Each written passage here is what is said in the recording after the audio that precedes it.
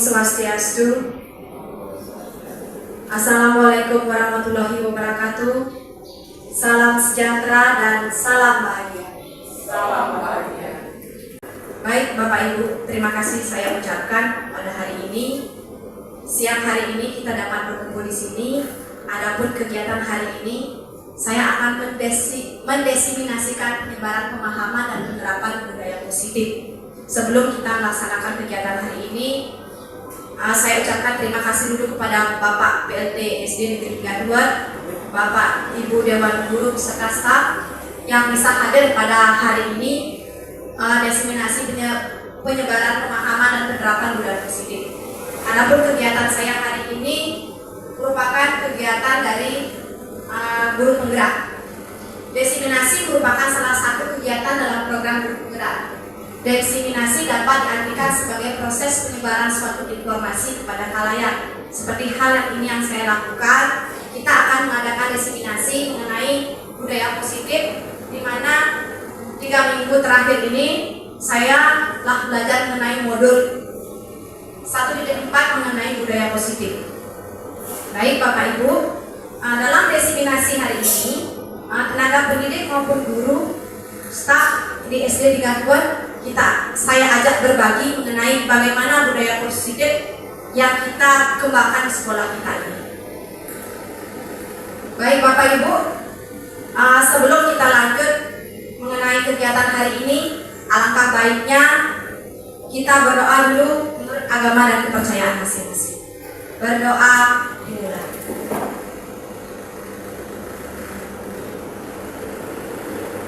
Berdoa selesai. Ya, sebelum kita lanjut mengenai kegiatan hari ini, adapun beberapa pertanyaan tematik yang mungkin kita bisa jawab di sini. Kita sharing aja Bapak Ibu.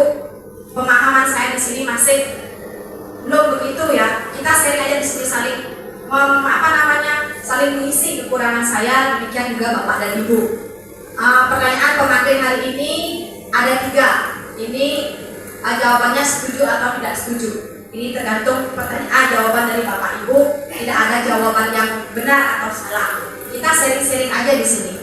Yang pertama mengenai hukuman, apakah dapat mendisiplinkan anak atau tidak? Kira-kira menurut Bapak Ibu, apakah hukuman itu dapat secara signifikan mengubah sikap anak-anak kita?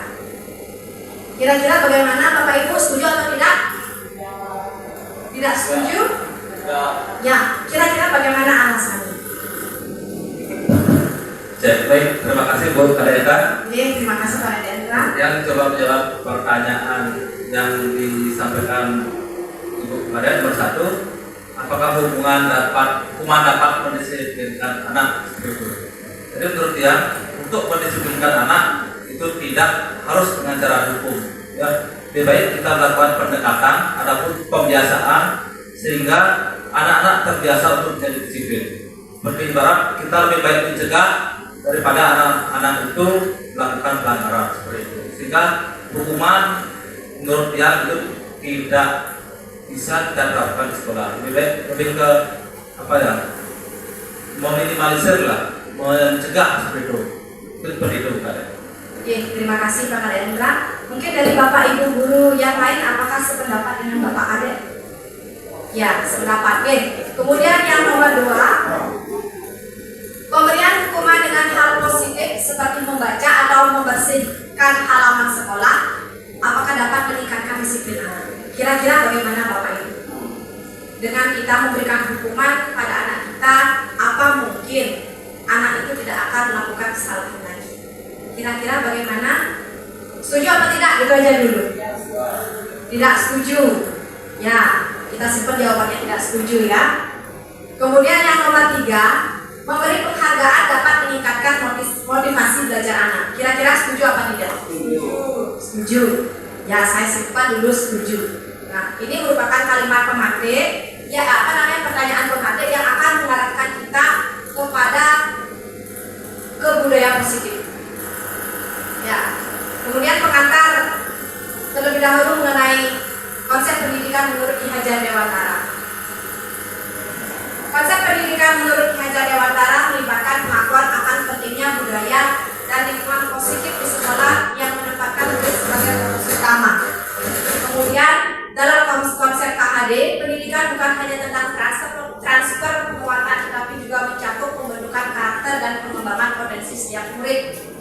Dalam hal ini, kita sebagai guru hendaknya menuntun anak, bukan hanya menjudgment anak tuh harus ini harus tidak. Kita harus menuntun anak sesuai dengan kodrat alam dan kodrat zaman. Kodrat alam dan kodrat zaman yang dimasukkan di sini, kodrat alamnya dia memiliki potensi seperti apa? Kita kembangkan, kita arahkan. Kemudian kodrat zaman, kita mengajarkan anak apa sih perkembangan zaman pada saat ini. Kita menanamkan budaya-budaya positif pada anak, itu kan merupakan mempersiapkan anak kelaknya nanti dia akan terjun ke masyarakat. Kemudian dalam konsep KHD, pendidikan bukan hanya tentang transfer penguatan, tetapi juga mencakup pembentuk karakter dan mengembangkan potensi setiap murid. Oleh karena itu, menciptakan budaya dan lingkungan yang mendukung inklusif dan memperdayakan di sekolah menjadi kunci untuk mewujudkan visi pendidikan yang kita inginkan. Yaitu menurut profil pelajar Pancasila itu kita menerapkan ke anak bagaimana anak itu memiliki karakter yang berbudi luhur. Dalam konsep pendidikan merdeka belajar, kita tidak sepenuhnya 100% melihat dari hasil anak, melainkan proses yang kita cari. Itulah perbedaan antara kurikulum kita yang dulu dengan kurikulum merdeka pada saat ini. Kemudian selanjutnya kita beralih pada budaya positif hari ini. Mengenai konsep inti budaya positif, kita akan membahas mengenai perubahan paradigma belajar. Kemudian yang kedua, disiplin positif. Yang ketiga, nilai-nilai kebajikan. Kemudian yang keempat, kebutuhan dasar manusia. Yang kelima, motivasi perilaku manusia. Selanjutnya yang keenam, posisi kontrol guru. Yang ketujuh, keyakinan kelas. Dan yang terakhir merupakan segitiga restitusi. Baik Bapak Ibu, kami akan bahas satu persatu mengenai konsep inti dari budaya positif. Nah, sebelum saya lanjut mengenai budaya positif, kira-kira apa sih itu budaya positif? Budaya positif, pasti Bapak Ibu pernah baca atau googling di Google, mencari apa di PMM kita, isi aksi nyata tuh ada pasti istilah dengan budaya positif. Kira-kira apa itu budaya positif?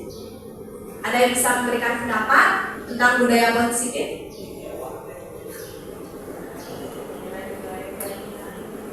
Apa pembukti nilai-nilai keyakinan ya?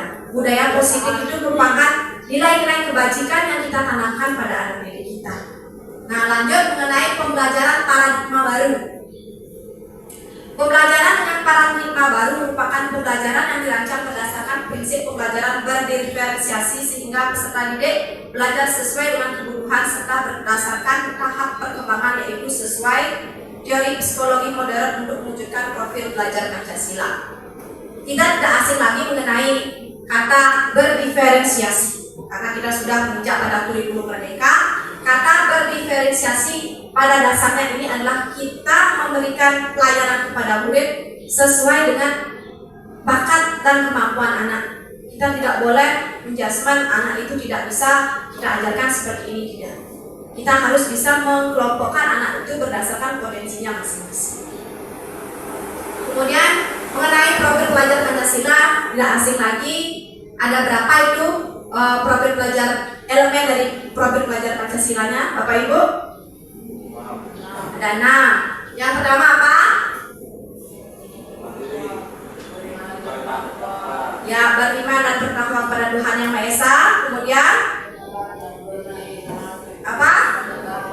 Ya, kenalan kritis, berakhlak mulia, sedap, berkebinekaan global, bergotong royong, mandiri dan kreatif. Itu kan ada lagunya Bapak Ibu ya. Bisa dinyanyikan kira-kira? Biasanya Bapak Ibu-ibu yang kelas 1, kelas 2, kelas 3 tuh belajar Pancasila, beriman dan bertakwa pada Tuhan Yang Esa, dan berakhlak mulia, berkebinekaan global, gotong royong mandiri, kreatif dan bernalar kritis. Nah, seperti Oke. Lanjut berikutnya mengenai miskonsepsi tentang teori kontrol. Ilustrasi guru mengontrol murid. Kemudian yang kedua, ilustrasi bahwa semua penguatan positif efektif dan bermanfaat. Apakah Bapak Ibu yakin bahwa semua penguatan positif efektif dan bermanfaat? Ya, yakin? Ya, nanti kita bahas lagi selanjutnya. Kemudian ilustrasi bahwa kritik dan membuat rasa bersalah mampu menguatkan karakter.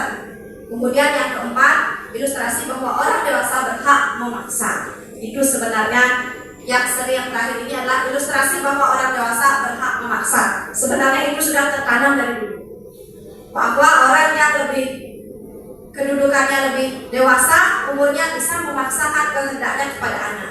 Kita rubah paradigma seperti itu. Lanjut berikutnya, mengubah paradigma stimulus respon ke pendekatan teori kontrol. Ini stimulus respon bisa dilihat, saya bacakan Bapak Ibu. Yang pertama, realitas kebutuhan kita sama. Realitas kebutuhan kita sama apa tidak sebenarnya? Sama? Tidak. Realitas kebutuhan kita pasti berbeda. Tidak ada kebutuhan orang itu sama. Itu membedakan antara stimulus respon dengan teori kontrol. Yang kedua, mengenai semua orang melihat hal yang sama. Sedangkan pada teori kontrol setiap orang memiliki gambaran yang berbeda. Itu pasti. Lanjut nomor 3, kita mencoba mengubah orang agar berpandangan sama dengan kita. Bisakah kita merubah pandangan seseorang? Tidak bisa kita merubah pandangan orang sama dengan kita. Selanjutnya pada teori kontrol, kita semua memahami pandangan orang lain tentang dunia. Yang keempat, perilaku buruk dilihat sebagai suatu kesalahan. Itu pada teori stimulus respon. Sedangkan pada teori kontrol, semua perilaku memiliki tujuan. Pasti ada tujuan seseorang itu melakukan hal tersebut. Lanjut, yang berikutnya, orang lain bisa mengontrol saya. Sedangkan pada teori kontrol, hanya saya sendiri yang bisa mengontrol diri Anda sendiri. Tidak ada orang lain yang bisa mengontrol Anda. Mungkin bisa, tapi itu hanya sesaat. Lanjut yang berikutnya, saya bisa mengontrol orang lain. Sedangkan menurut teori kontrol, Anda tidak bisa mengontrol orang lain. Berikutnya, pemaksaan ada pada tujuan rujukan yang gagal. Sedangkan pada teori kontrol, kolaborasi dan konsensus menciptakan pilihan-pilihan baru. Yang terakhir, model berpikir menang atau kalah. Sedangkan pada teori kontrol, model berpikir menang-menang. Tidak ada menang dan kalah. Oke, lanjut, kita akan membahas mengenai disiplin positif. Baik, yang akan bacakan. Disiplin positif berasal dari kata disiplina yang artinya belajar. Disiplin mengacu pada disiplin diri yang memiliki tanggung jawab terhadap apa yang dilakukan berdasarkan nilai-nilai yang diyakini. Kemudian disiplin positif merupakan salah satu cara menerapkan disiplin yang bertujuan untuk menumbuhkan kesadaran serta memperdayakan peserta didik tanpa imbalan penghargaan atau reward, ancaman ataupun hukuman. Kalau pada disiplin positif tidak ada istilah penghargaan atau reward. Takutnya nanti kalau kita memberikan penghargaan atau reward ke anak-anak, kalau dia diberikan dia akan berubah, sedangkan kalau tidak diberikan reward dia akan kembali ke asalnya. Selanjutnya, sebagai pendidik, tujuan kita adalah menciptakan peserta didik yang memiliki disiplin diri sehingga mereka berperilaku mengacu kepada nilai-nilai kebajikan universal dan memiliki motivasi intrinsik dalam berubah perilaku ke arah yang lebih baik. Mungkin dapat yang simpulkan di sini, untuk merubah seseorang, perilaku murid, kita tidak bisa hanya sekedar memberikan reward atau penghargaan, melainkan kita harus melakukan pendekatan ke murid, menanamkan nilai-nilai kebajikan dan meyakini dia bahwa perbuatan yang dia lakukan adalah perbuatan yang salah. Dia yang akan merubah dirinya dia, bukan orang lain. Selanjutnya mengenai nilai-nilai kebajikan. Nilai yang disepakati bersama lepas dari suku bangsa, agama, bahasa maupun latar belakangnya. Contoh nilai kebajikan institusi atau organisasi. Seperti institusi kita sebagai tenaga pendidik, kita kenal dengan profil pelajar Pancasila seperti yang dijabarkan tadi dalam lagu tadi, yaitu pertama beriman dan bertakwa pada Tuhan Yang Maha Esa dan berakhlak mulia, berkebinekaan global, gotong royong, mandiri, kreatif dan bernalar kritis. Sedangkan pada IBO, yaitu PIY, toleransi, rasa hormat, integritas, mandiri, menghargai, antusias, empati, keingintahuan, kreativitas, kerjasama, percaya diri, dan komitmen. Dan berikutnya organisasi, keterampilan hidup atau life skill. Dapat dipercaya, lurus hati, mendengarkan yang aktif, tidak merendahkan orang lain, dan memberikan yang terbaik dari diri. Kemudian berikutnya nilai-nilai kebajikan. Contoh kebajikan yang lain, mungkin nanti yang share lagi ke Bapak Ibu, mengenai 9 pilar karakter. Ada di sini 9 pilar. Kemudian petunjuk sumber hidup, dan yang terakhir the 7 essential feature. Nah, nilai-nilai kebajikan ini ada proyek nilai-nilai kebajikan: peduli, rajin, integritas, dan rasa hormat. Di sini ada bagian-bagiannya. Kalau peduli, contohnya kebersihan, komitmen, belas kasih, percaya diri, kemudian yang lainnya. Kemudian dalam aspek rajin, keberanian, kreatif, semangat, kejujuran, integritas, misalnya kebahagiaan, keadilan, baik hati, kesetiaan, dan berprinsip. Sedangkan yang keempat adalah rasa hormat, seperti tanggung jawab, pengabdian, bijaksana, bersyukur, dan toleransi. Nah, lihat sekarang mengenai motivasi perilaku manusia. Perilaku manusia, motivasi pada perilaku manusia ini dibagi menjadi dua kategori, yaitu motivasi ekstrinsik dan motivasi intrinsik. Motivasi ekstrinsik untuk menghindarkan diri dari kenyamanan atau hukuman. Kemudian pada yang berikutnya untuk mendapatkan imbalan atau penghargaan dari orang lain. Tujuannya yang kedua adalah motivasi intrinsik. Intrinsik itu adalah datang dari dirinya sendiri, dengan tujuan untuk menjadi orang yang mereka inginkan dan menghargai diri sendiri dengan nilai yang mereka percaya. Nah, ini hukuman, perbedaan antara hukuman, konsekuensi, dan restitusi. Seperti pertanyaan pemantik yang tadi bisa kita jawab di sini, kita pahami di sini apa perbedaannya hukuman, konsekuensi, dan restitusi. Identitas gagal itu hukuman, itu termasuk dalam identitas gagal, yaitu sesuatu yang menyakitkan yang harus terjadi. Itu efek dari hukuman yang kita berikan. Kemudian yang kedua, tidak nyaman untuk murid atau untuk jangka panjang. Tidak nyaman, dia akan terus terngiang-ngiang. Kemudian yang ketiga, korban mendapatkan keadilan. Ya, yang keempat, murid atau anak akan tersakiti kalau diberikan hukuman. Lanjut, yang termasuk dari identitas sukses, termasuk dari disiplin, yaitu konsekuensi dan restitusi. Konsekuensi adalah sesuatu yang harus terjadi, namun dia bisa menanggulangi sendiri. Kedua, tidak nyaman untuk murid atau anak untuk jangka waktu pendek. Dalam jangka waktu pendek mungkin dia merasa tidak nyaman, tapi kedepannya nanti setelah dia berpikir tenang, dia akan menyadari bahwa hal itu benar. Korban bisa diabaikan. Yang keempat, murid atau anak dibuat tidak nyaman sementara waktu. Kemudian kalau restitusi merupakan pilihan. Menguatkan murid atau anak dalam jangka waktu panjang, dan korban mendapatkan ganti, murid atau anak mendapatkan penguatan. Ini yang merupakan identitas sukses, di mana kita sebagai guru bisa mengambil sebuah tindakan yaitu berupa konsekuensi dan restitusi. Lanjut, hukuman, konsekuensi, dan restitusi.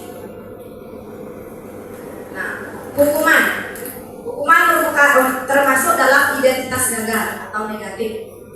Contoh kalimatnya, awas kalau dilakukan lagi ya, nanti awas kamu.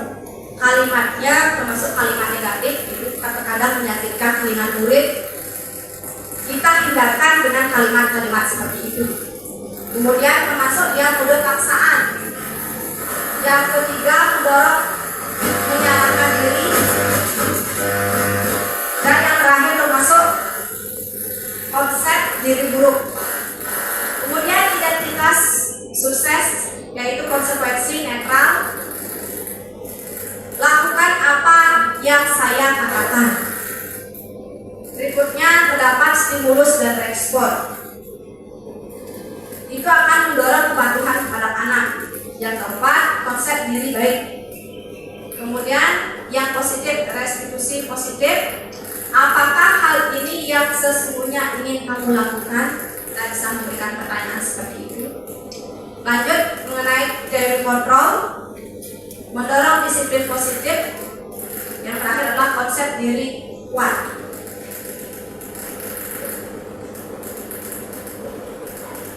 Nah, ini akan menjelaskan lagi mengenai hukuman, konsekuensi, dan restitusi.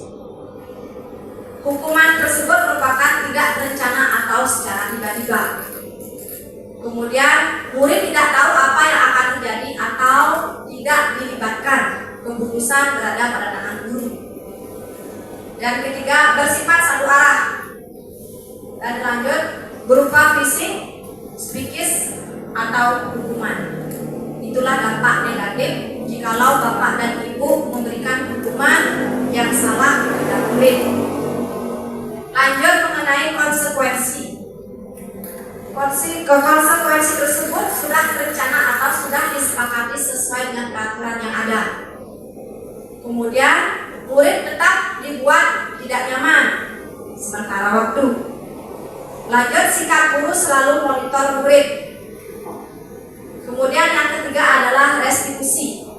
Proses menciptakan kondisi bagi murid untuk memperbaiki kesalahannya. Kita di sini menanyakan kembali kepada siswa apakah perbuatannya dia itu termasuk perbuatan yang salah atau benar. Biarkan dia sendiri memahami perbuatannya tersebut salah apa tidak. Biarkan dia menjawab sekaligus mencari solusinya terhadap kesalahan yang dia lakukan. Kita sebagai guru di sini sebagai pendidik hanya bersifat sebagai manajer, menuntun anak tersebut. Lalu proses yang kolaboratif mengajarkan murid untuk mencari solusi sendiri terhadap permasalahan yang dia langgar. Nah, mari menganalisis perbedaan hukuman, konsekuensi, dan restitusi. Hukuman atau konsekuensi. Yang pertama, mencatat 100 kali di dalam buku kalimat, saya tidak akan terlambat lagi karena terlambat ke sekolah. Itu merupakan hukuman atau konsekuensi. Hukuman. Lanjut, lari mengelilingi lapangan basket sebanyak 2 kali karena terlambat hadir di sekolah. Konsekuensi apa hukuman? Apa? Hukuman atau konsekuensi? Hukuman. Kenapa dijawab hukuman? Kenapa? Ya, di samping fisik, ini secara tiba-tiba, tidak ada perencanaan dari guru, tidak ada kesepakatan antara guru dan siswa, terkecuali pada saat itu pembelajaran PJOK. Terlambat anak itu 10 menit, disuruh lari ke keliling lapangan. Kira-kira itu termasuk konsekuensi apa hukuman?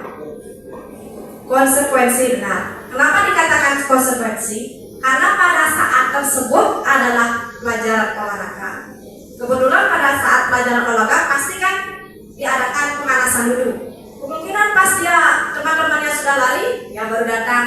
Jadinya fair kita memberikan dia konsekuensi.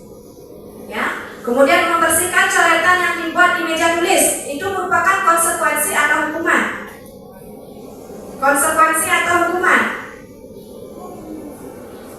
Konsekuensi, ya. Kenapa dikatakan konsekuensi?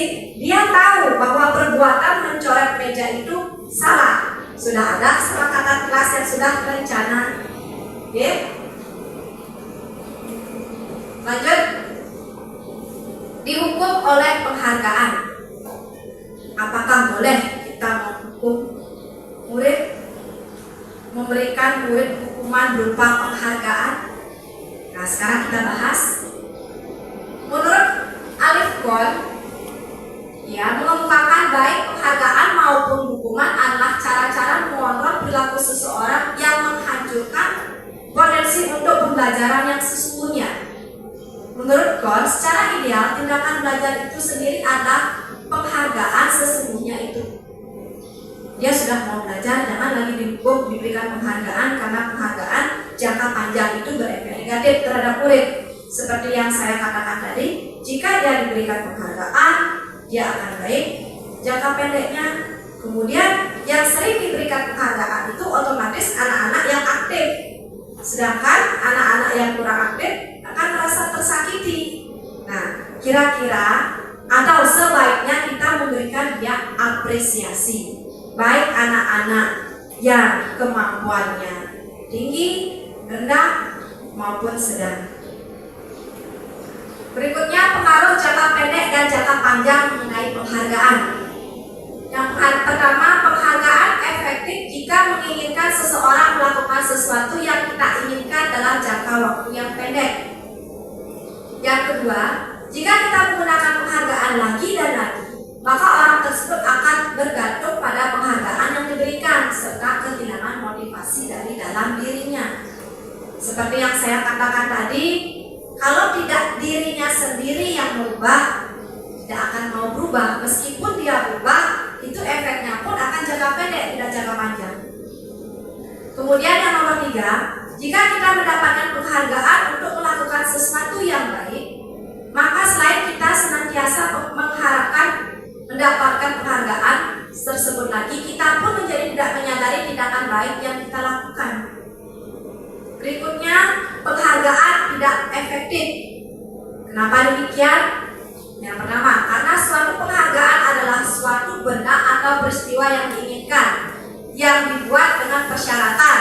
Hanya jika Anda melakukan hal ini, maka Anda yang akan mendapatkan penghargaan yang Anda inginkan. Ada persyaratan di sana. Kemudian yang nomor 2, jika saya mengharapkan suatu penghargaan dan tidak mendapatkannya, maka saya akan kecewa dan berkecil hati, serta kemungkinan lain kali saya tidak akan berusaha sekeras sebelumnya. Akan timbul kekecewaan pada diri anak. Yang nomor 3, jika kita memberikan seseorang suatu penghargaan untuk melakukan sesuatu, maka kita harus terus-menerus memberikan penghargaan. Jika kita ingin orang tersebut meneruskan perilaku yang kita inginkan. Kemudian yang terakhir, orang yang berusaha berhenti merokok atau orang yang berusaha diet menguruskan badan, bila diberikan penghargaan hampir pasti tidak berhasil. Seperti itu harus datang dari diri kita sendiri. Yang lanjutkan lagi mengenai penghargaan yang merusak hubungan. Ketika seorang diberikan penghargaan atau dipuji di depan orang banyak, maka yang lain akan merasa iri, dan sebagai diri dari mereka akan tidak menyukai orang yang diberikan penghargaan tersebut. Kemudian yang kedua, jika seorang guru sering memberikan penghargaan kepada murid-muridnya, besar kemungkinan murid-muridnya termotivasi hanya untuk menyenangkan gurunya. Dia akan berbuat baik, melakukan sesuatu jikalau ada kontrol dari guru. Seperti itu kira-kira di kelas kita. Ya, kebanyakan seperti itu. Mari kita bersama-sama merubah paradigma tersebut. Kemudian penghargaan menciptakan persaingan di dalam kelas, dan persaingan menciptakan kecemasan. Dan yang keempat, mereka yang percaya bahwa mereka tidak memiliki kesempatan untuk mendapatkan penghargaan akan berhenti mencoba. Kemudian penghargaan mengurangi ketepatan. Ya, ini ada riset. Anak-anak diminta mengingat kata-kata tertentu. Kemudian mereka diminta mengambil kartu yang berisi kata-kata yang diingat tersebut setiap kali muncul. Berapa anak diberikan permen? Setiap mereka memberikan jawaban yang benar, dan sebagian yang lainnya hanya diberitahu saja bila jawaban mereka benar. Hasilnya, anak-anak mendapatkan permen. Jawabannya banyak yang tidak tepat dibandingkan anak-anak yang hanya diberitahu jawabannya yang benar. Jadi kesimpulannya, penghargaan itu tidak baik. Kemudian penghargaan mematikan kreativitas. Murid-murid diminta berpikir mengenai hadiah atau penghargaan yang bisa mereka dapatkan bila berhasil menulis sebuah puisi. Kreativitas kelompok murid-murid ini menjadi kurang dibandingkan dengan tidak mengetahui tentang hadiah yang bisa diterima. Kemudian penelitian menunjukkan bahwa pekerjaan seni atau sebuah penulisan cerita menjadi kurang kreatif bila dijadikan sebuah hadiah atau penghargaan. Dalam tugas-tugas memecahkan masalah, para murid memakan waktu lebih lama dan memberikan jalan keluar kurang kreatif saat mereka dijadikan suatu penghargaan. Penghargaan itu menghukum. Penghargaan menghukum mereka yang tidak mendapatkan penghargaan. Kemudian misalnya dalam sistem ranking, mereka yang mendapatkan ranking 2 akan merasa paling dihukum. Itulah jelek efeknya ada peringkat pada rapor anak-anak kita. Lanjut, motivasi dari dalam diri, yaitu intrinsik. Saat seorang anak belajar untuk pertama kali menggabungkan huruf dan kata-kata serta menyadari bahwa ia dapat membaca, timbul pijar di matanya dan sebuah senyuman di wajahnya. Anak tersebut begitu gembira bahwa ia telah menyadari dan menguasai suatu keterampilan baru. Kesadaran akan kemampuannya bahwa dia sudah dapat membaca sesungguhnya sudah merupakan sebuah penghargaan. Kemudian jika memberikan penghargaan kepada seorang anak pada saat dia sedang merasa bangga dengan pencapaiannya sendiri, maka kita akan kembali mengambil kegembiraan yang saat itu sedang dirasakan secara alamiah. Itu yang mesti kita dorong, yaitu motivasi dari dalam diri anak. Nah, selanjutnya kita akan membahas mengenai keyakinan kelas. Bapak Ibu sudah saya lihat hampir semua kelas sudah membuat keyakinan kelas. Nah, mengapa keyakinan kelas? Mengapa bukan peraturan kelas? Kira-kira kenapa kita itu membuat tulisan keyakinan bukan peraturan? Kira-kira apa yang membedakan antara keyakinan dan peraturan tersebut? Mungkin Bapak Ibu bisa sharing-sharing. Kenapa itu keyakinan? Kenapa tidak peraturan dibuat?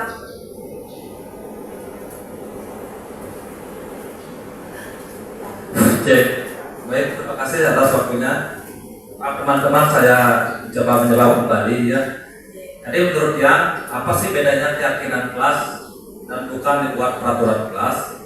Jadi kalau menurut Yan, keyakinan kelas ternyata kita secara bersama-sama antara guru dan murid itu yakin ya, dia memiliki keyakinan dari dua belah pihak bahwa apa yang sudah mereka sepakati itu yakin akan bisa dilaksanakan. Ya, misalnya antara guru dan murid sama-sama yakin mereka bisa datang tepat waktu misalnya. Jadi mereka harus, karena mereka sudah yakin ya mereka harus melaksanakan apa yang sudah menjadi keyakinan mereka. Gitu. Kalau peraturan kelas, kalau lihat dari katanya, ya kata peraturan itu lebih ke apa ya? Nanti akan menimbulkan atau mengakibatkan hukuman gitu, karena aturan itu kan biasanya dibuat untuk ditaati. Jika kita tidak menaati peraturan itu biasanya ada hukuman yang kita dapat gitu. Jadi memang menurut yang lebih baik dibuat keyakinan kelas daripada peraturan kelas itu. Di sisi lain peraturan itu biasanya juga dibuat sepihak oleh guru sehingga siswa tidak dilibatkan dalam pembuatan peraturan yang ada di kelas. Itu seperti itu, Pak. Oke, terima kasih Pak Hendra. Ya, jawabannya seperti itu. Kenapa kita tidak membuat peraturan? Apa keyakinan? Keyakinan itu merupakan kita menggali pada diri anak-anak kita. Apa sih kegiatan-kegiatan yang bisa kita lakukan dan berdampak untuk kita? Dia yang sendiri membuat sebuah keyakinan, pasti dia akan bisa melaksanakan keyakinan tersebut. Ketimbang membuat sebuah peraturan yang hanya sekedar sepihak, yang nantinya ada hukuman di balik itu semua. Karena keyakinan itu timbul pada diri anak tersebut, yang membuat itu anak, yang menjalankan juga anak. Kita sebagai guru hanya berkedudukan sebagai manajer atau fasilitator saja. Lanjut. Nah, pembentukan keyakinan kelas. Keyakinan kelas itu dia bersifat abstrak, namun diyakini. Kemudian yang kedua berupa pernyataan universal yang dapat dipahami oleh semua. Kemudian yang ketiga dibuat dalam pernyataan positif. Kalau keyakinan kelas itu tidak ada istilah katanya tidak boleh datang terlambat, harus ini dan itu. Kita bersama-sama membuat dengan kalimat yang positif, seperti tidak boleh membuli. Jangan kata tidak boleh membuli, melainkan saling menyayangi sama teman, saling menghormati. Itu kalimat yang kita gunakan dalam membuat keyakinan kelas. Jangan membuat keyakinan kelas dengan menggunakan kata-kata yang negatif. Lanjut, sedikit saja agar mudah diingat. Jangan membuat keyakinan kelas dengan kalimat yang panjang. Kemudian sesuaikan dengan kondisi kelas dan sekolah sehingga mudah diterapkan. Yang berikutnya, semua warga sekolah atau warga kelas dilibatkan saat membuat keyakinan kelas. Seperti yang saya terapkan di kelas, kita sharing, kita kumpulkan murid, kita ajak dulu dia menanamkan konsep keyakinan, hal-hal kebajikan yang kita terapkan di sekolah, di kelas itu. Apa sih yang diinginkan anak-anak? Kita ajak menulis dia seumpamanya tidak boleh membuli, tidak boleh datang terlambat. Kita suruh dia menulis dulu pada kertas poin, kita tempel, kemudian kita bacakan satu persatu, kita rancang kalimatnya dengan anak-anak sehingga kalimat itu tidak terlalu panjang dan mudah dipahami oleh anak-anak. Lanjut, yang terakhir, pada akhirnya kita bersedia meninjau kembali keyakinan kelas dari waktu ke waktu.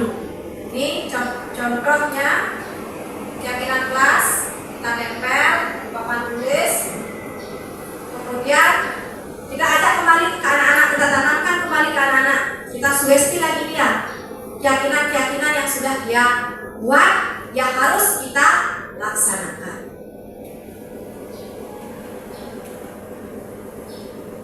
Berikutnya kita akan membahas mengenai kebutuhan dasar manusia. Kebutuhan dasar manusia adalah segala sesuatu yang kita lakukan untuk mendapatkan apa yang kita inginkan. Seluruh tindakan yang kita lakukan memiliki tujuan tertentu dan semua usaha terbaik yang kita lakukan adalah dalam rangka agar kebutuhan dasar kita terpenuhi dengan baik. Nah, ini 5 kebutuhan dasar manusia. 5 kebutuhan dasar manusia. Yang pertama, bertahan hidup.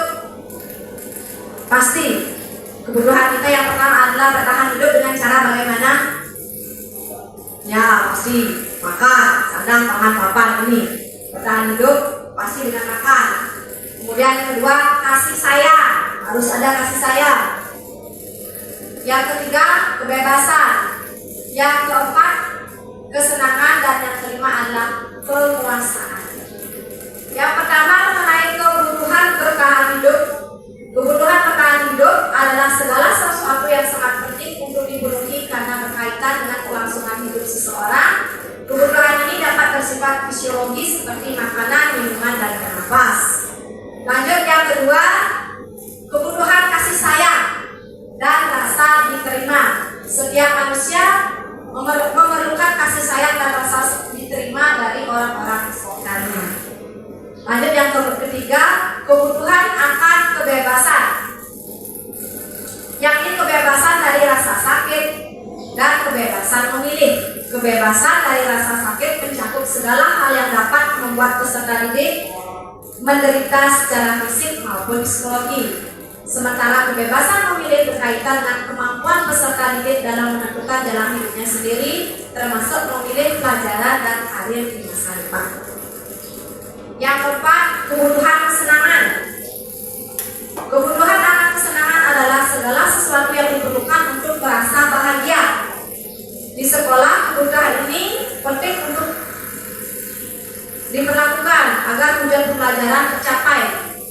Pemenuhan kebutuhan kesenangan dapat diterapkan dengan menciptakan pembelajaran yang menyenangkan. Seperti di kelas, Bapak Ibu coba sesekali menggunakan media yang berbasis IT. Kita ajak murid kita tidak hanya sekedar membaca buku, menjawab pertanyaan, melainkan sesekali kita gunakanlah proyektor yang sudah ada. Kita ajak murid kita berselancar di dunia maya.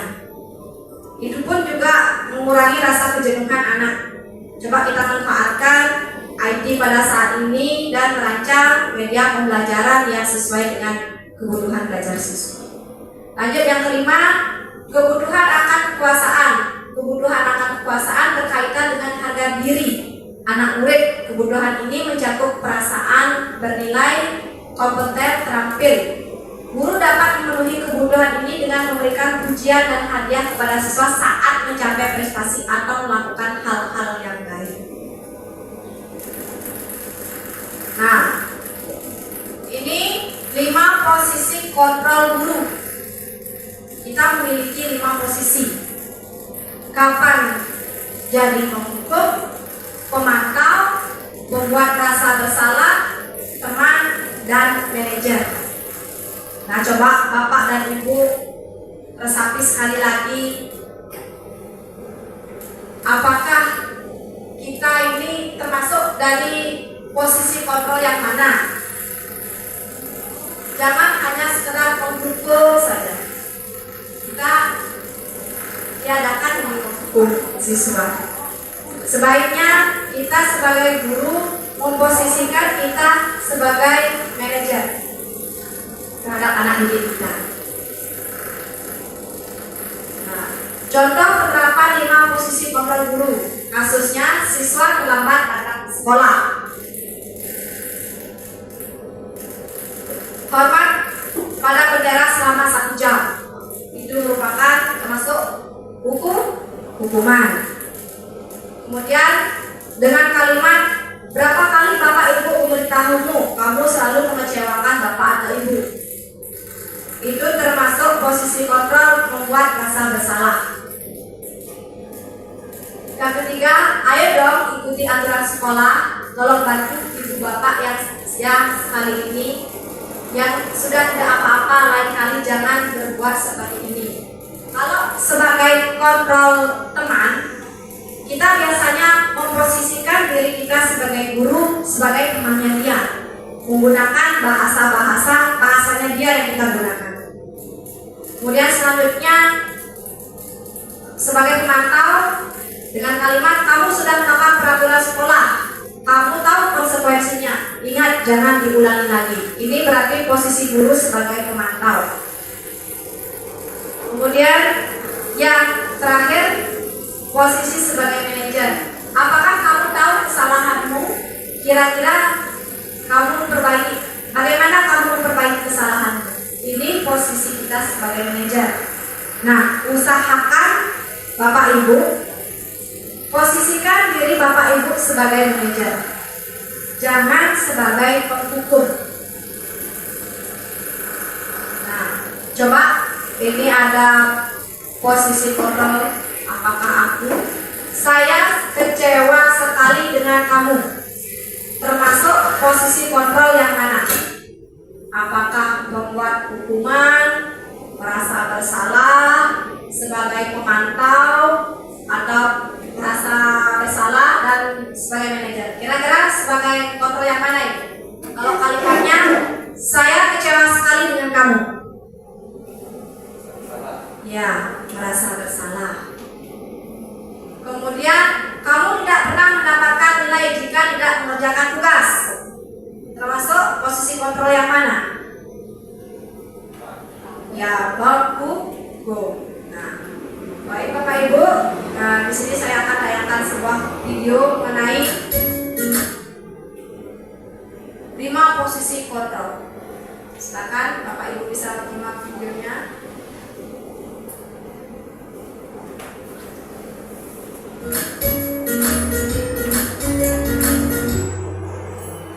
Salam bahagia Ibu dan Bapak Guru hebat. Dalam penerapan disiplin positif restitusi, salah satu program yang dikembangkan adalah 5 posisi kontrol. 5 posisi kontrol dalam restitusi adalah proses perjalanan seorang pendidik agar dapat mengenali dirinya.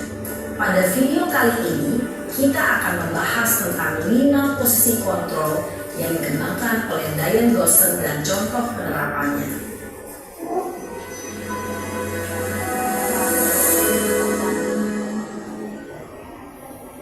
5 posisi kontrol itu adalah 1. Posisi penghukum, 2. Posisi pembuat merasa bersalah, 3. Posisi teman, 4. Posisi pemantau atau monitor, dan 5. Posisi manajer. Untuk lebih memahami kelima posisi tersebut, mari kita saksikan kasus Naren yang terlambat hadir 20 menit di sekolah dan melihat bagaimana kelima posisi kontrol dalam menghadapi masalah tersebut.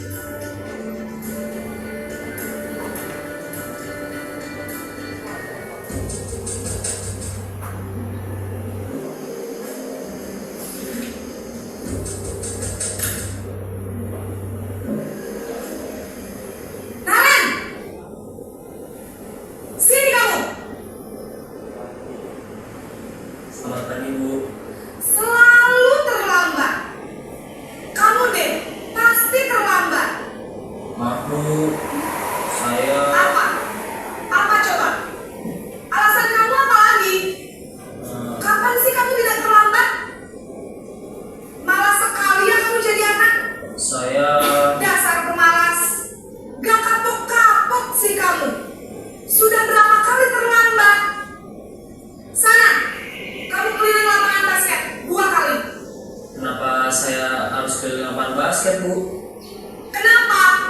Kamu melawan ibu. Berani-beraninya jawab. Sudah terlambat, masih berani jawab pula. Sekarang, keliling lapangan basket 5 kali sekalian. Biar kapok. Cepat. Pergi sana ke lapangan basket.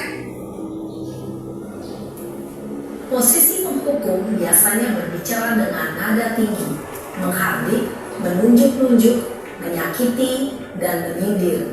Hukuman bisa berupa fisik maupun psikis. Ibu dan Bapak Guru hebat, dampak yang terjadi pada murid ketika guru berada pada posisi penghukum adalah murid cenderung akan memberontak, bahkan menyimpan dendam.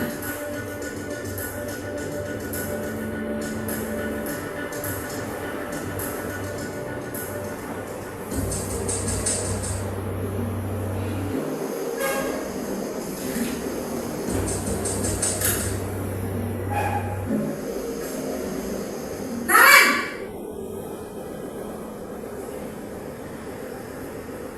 Selamat pagi Bu. Naren! Kamu kenapa terlambat lagi, nak? Ya Tuhan, Naren. Kamu senang ya bikin ibu susah ya? Kalau kamu terlambat lagi, nanti ibu yang ditegur bapak kepala sekolah, nak. Disangka ibu tidak bisa membina kamu. Duh, gimana ini? Maaf Bu. Duh, Gusti Naren. Kamu suka ya kalau ibu ditegur bapak kepala sekolah? Terus, sekarang ibu harus tulis apa ini di buku absen? Ini kamu sudah sering terlambat loh. Ibu harus apa?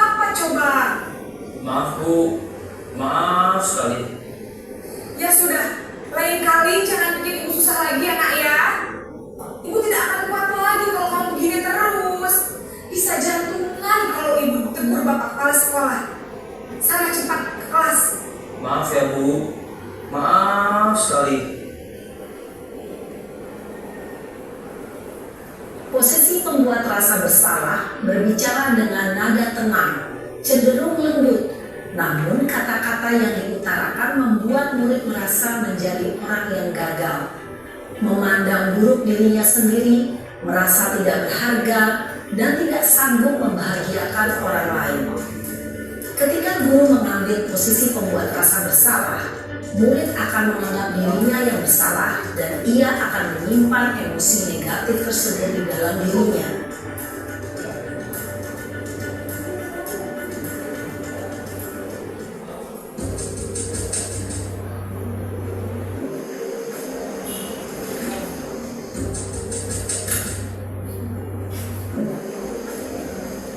Naren!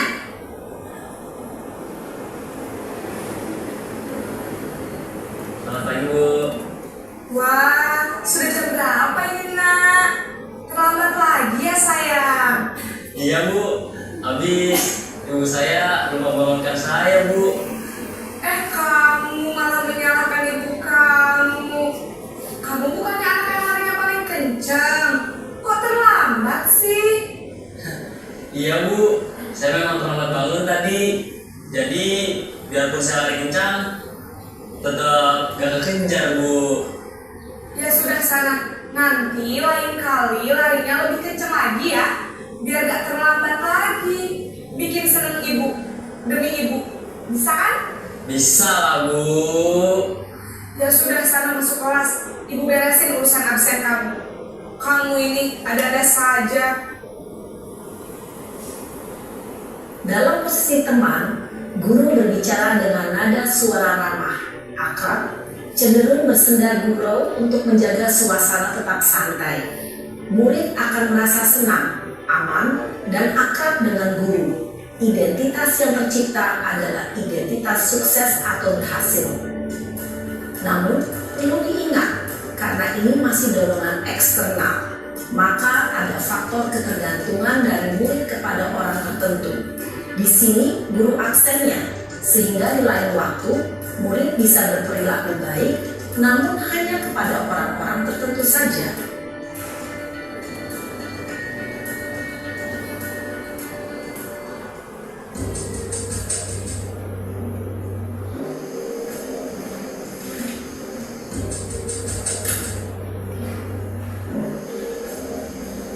Naren!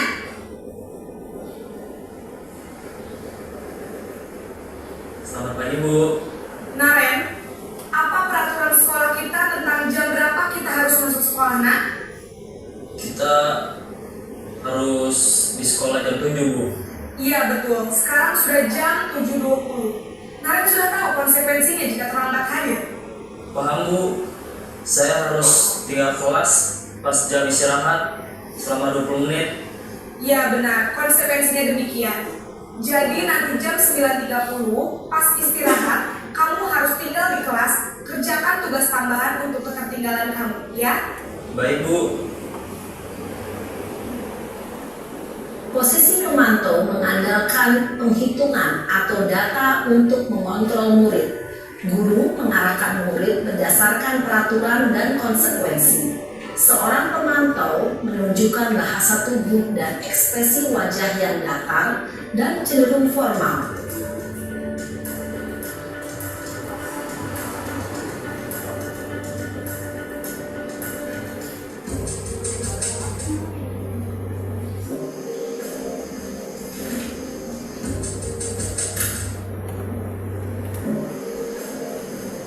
Naren!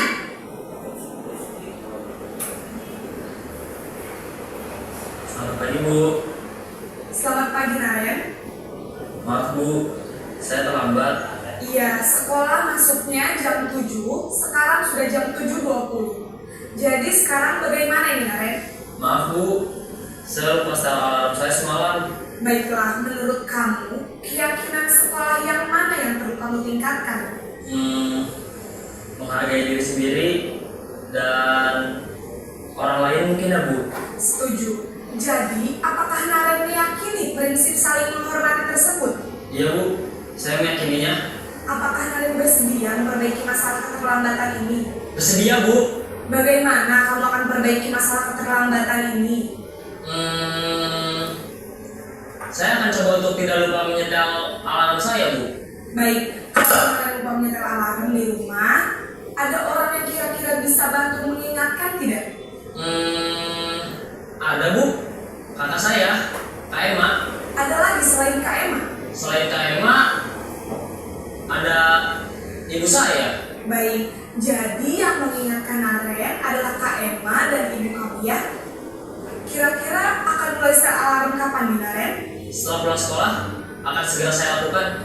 Baik, jadi Naren akan setel alarm untuk bangun besok pagi dan akan diingatkan oleh kakak dan ibu dan Naren ya. Ada lagi yang mungkin perlu dilakukan Naren agar tidak terlambat bangun lagi? Tidak ada, Bu. Baik Naren, terima kasih untuk kerjasama kamu. Sekarang kamu perlu kembali ke kelas untuk belajar. Baik, Bu. Terima kasih. Posisi manajer adalah posisi kontrol yang disarankan untuk membimbing murid memiliki sikap disiplin yang positif, yaitu murid yang mandiri, bertanggung jawab, dan dapat memecahkan masalah. Tujuan dari posisi ini adalah agar murid dapat berefleksi atas tindakannya. Guru akan dengan tulus memberikan pertanyaan-pertanyaan bermakna, sehingga membuat murid dapat belajar dari kesalahannya dan mencari sebuah solusi untuk menyelesaikannya. Ibu dan Bapak guru hebat, setelah mengamati adegan kelima posisi kontrol tadi, kira-kira posisi mana yang paling ideal? Posisi mana yang dapat menunjang motivasi intrinsik murid? Ya, tentu posisi manajer. Posisi ini memang posisi ideal yang ingin dituju setiap pendidik. Pada posisi inilah, guru dapat menerapkan disiplin positif yang berpihak pada murid, yang memerdekakan murid. Perjalanan seorang pendidik tentunya tidak mudah untuk sampai pada posisi seorang manajer. Namun, tujuan kita pasti, yaitu menciptakan murid-murid yang mandiri, merdeka, dan bertanggung jawab. Semoga penggambaran 5 posisi kontrol yang telah diperlihatkan ini dapat menjadi ajang refleksi bagi kita semua, agar dapat terus mengasah dan menerapkan disiplin positif yang memerdekakan murid. Mari terus berlatih dan bersemangat. Selamat menerapkan. Salam dan bahagia Ibu dan Bapak guru hebat.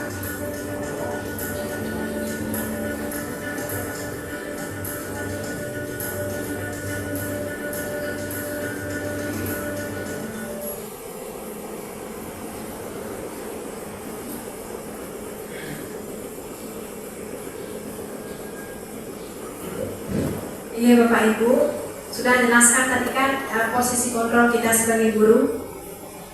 Ya, sudah. Berarti dapat disimpulkan kita baiknya ambil posisi kontrol sebagai manajer. Lanjut kita akan membahas mengenai segitiga restitusi, yaitu suatu proses dialog yang dijalankan oleh guru agar dapat menghasilkan murid yang mandiri dan bertanggung jawab. Ini ada gambar segitiga restitusi. Yang pertama, menstabilkan identitas. Yang kedua, validasi tindakan yang salah. Sedangkan yang ketiga, menanyakan keyakinan. Menstabilkan identitas berdasarkan prinsip membuat kesalahan adalah bagian dari proses pembelajaran. Pertanyaannya, berbuat salah itu wajar. Tidak ada manusia yang sempurna. Ibu atau bapak juga pernah melakukan hal itu. Kemudian ibu atau bapak tidak mau mencari siapa yang salah, tapi ibu atau bapak ingin mencari solusi dari permasalahan ini. Terakhir pertanyaannya, kamu berhak merasa begitu. Pada segitiga restitusi ini, kita berperan yang pertama mengambil tindakan sebagai menstabilkan identitas. Pada saat siswa melakukan kesalahan, kita tidak harus langsung menghukum siswa, melainkan menyelesaikan permasalahan yang dilakukan anak atau pelanggaran anak dengan cara restitusi. Pertama, kita melakukan menstabilkan identitas. Kita bertanya dulu, pertanyaan berbuat salah itu wajar. Kita tanamkan ke anak-anak, kalau dia melakukan kesalahan jangan langsung menjudgment, kamu itu salah, kamu mesti begini, tidak. Kita dari pertanyaan dulu dia, kita berikan pertanyaan, berbuat salah itu wajar. Biar anak-anak itu pertama mau terbuka dengan kita. Kemudian tidak ada manusia yang sempurna. Kita berikan pertanyaan seperti itu, kita menggali anak kenapa sih dia melakukan kesalahan tersebut dengan pertanyaan-pertanyaan menstabilkan identitas seperti yang saya tanyakan ini. Kemudian yang kedua, validasi tindakan yang salah. Bapak Ibu bisa memberikan pertanyaan seperti kamu pasti punya alasan mengapa melakukan hal itu. Seumpama dia melakukan kesalahan terlambat datang ke sekolah, berulang kali atau sering datang terlambat. Bapak dan Ibu bisa menyuruh anak tersebut, memanggil anak tersebut secara individu. Kemudian Bapak Ibu bisa menanyakan validasi tindakan seperti ini. Kamu pasti punya alasan mengapa kamu datang terlambat. Kemudian padahal kamu bisa melakukan hal yang lebih buruk daripada ini. Kita gali dulu ke anak itu. Kita ajak sharing dulu sehingga dia mau memperbaiki kesalahan yang dia lakukan. Lanjut ke berikutnya, menanyakan keyakinan. Apa keyakinan kelas yang kita sudah sepakati? Kemudian nilai-nilai apa yang telah disepakati bersama? Kita kaitkan kesalahannya dia, keterlambatan dia dengan keyakinan yang sudah kita buat. Nah, untuk menyelesaikan sebuah masalah terhadap anak itu terlambat datang sekolah, sering berdiskusi atau mengobrol ketika saat pembelajaran dimulai, kita tidak boleh langsung menghukum anak itu untuk maju ke depan kelas, karena tindakan menghukum itu adalah tindakan perbuatan yang merusak mental anak. Itu jangka panjang nanti akan terus diingat oleh anak tersebut. Kita sebaiknya melakukan tindakan seperti restitusi yang sudah saya paparkan ini. Pertama, kita menstabilkan identitas anak terlebih dahulu. Kemudian yang kedua, validasi tindakan yang salah. Kemudian yang ketiga, menanyakan keyakinan yang dia langgar. Nah, seperti ini. Saya sudah menerapkan segitiga restitusi terhadap pelanggaran anak. Ini contohnya anak yang datang terlambat. Silakan Bapak dan Ibu simak video yang saya tayangkan.